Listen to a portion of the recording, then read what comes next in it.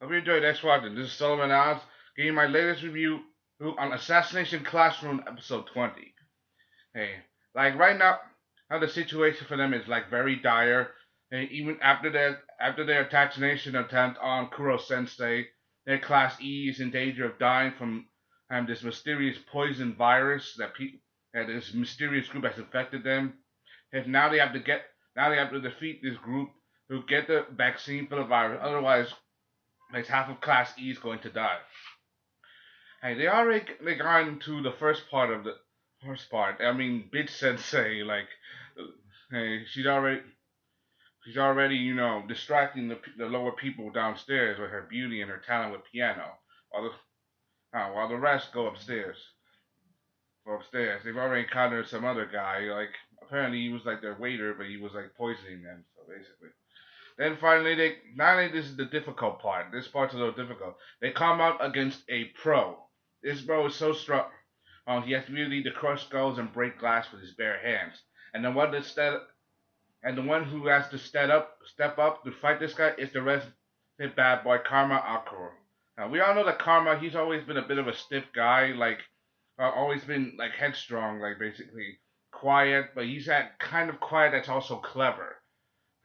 And I like to see the way he stepped up. The way he fought in this chapter, even though it was like a short-lived fight, it does prove that he does have some skill. And I'm not talking like knowledge, like actual hand-to-hand combat skills. Probably as an assassin, if he was fighting anybody else, he probably would won hands down.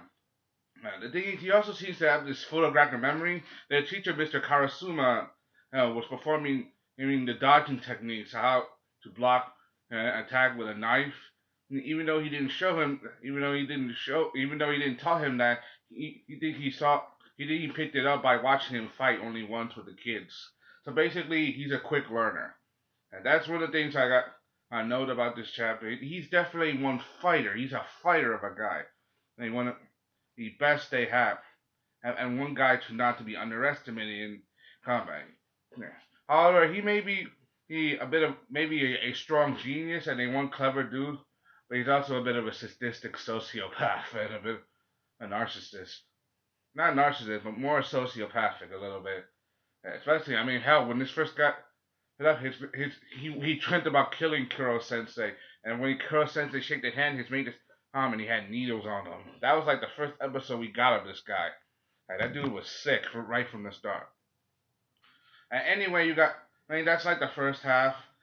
That's like most of the first half. But the second half is they have to find a way to sneak into the back entrance to try just to find out what the hell, how to see if they get into the VIP room, and then they do it by going to the club, and they have to use the girls to do this. And one of the things that makes it really awkward and funny, Nagisa, who's basically a guy, has to dress up like a girl.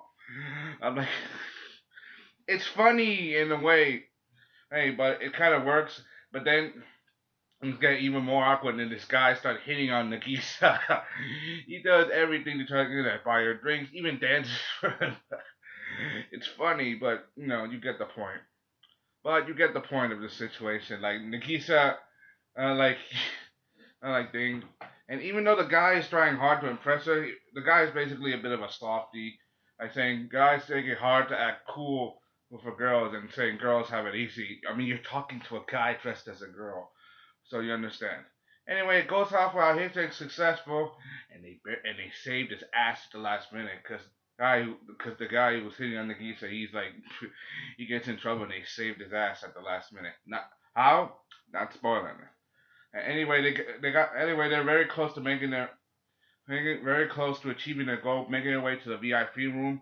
But they have to understand they have to do this very subtle and very fast, cause they have to deal with a very difficult tuning. There's the pros. This is one pro who's like cross-eyed in hell, and he has this real habit of putting a pistol in his mouth. I'm like, this dude's a freak. Like, the other guy has some problems too, especially when it comes to a person who has inhuman strength to break glass and crush human skull with just his bare fist. But this guy, he literally takes a weapon that has the potential to kill someone and puts it in his mouth. I'm like, who does that? Yeah, but enough about topic. Okay. But anyway, Class C is getting closer to their goal, but they have to rush this fast, otherwise they're gonna lose their friends. And and and it's very good. It's gonna be very hard for them to achieve this. It's gonna be very difficult for them. They really gotta step up their toes. Even though Classy is up to 20 episodes, I never really commented on it before. I've thought about making a review about Classy earlier this year, but I'm just gonna say Classy is a very interesting series. Like it's the kind of series you kind of people thought it's kind of series that kind of love to hate. Like for example, this Glass Reflections on Carter. He saw the first three, and he's like still miffed about it, and yet he's still think of it as a potential series to watch. And Classy is a good series to watch. It's entertaining. It's funny. Like these people are working with this alien monster. This monster who has an inhuman presence. Yet he's chill, kind-hearted. He said, even though he says he's gonna blow up the world and kill everybody, I mean, unless they kill him, he's the kind of person that you want to have at your side for like supports and stuff. Uh, like even like it's the kind of series you kind of love to hate, but at the same time secretly want to keep going, like woo woo and stuff like that.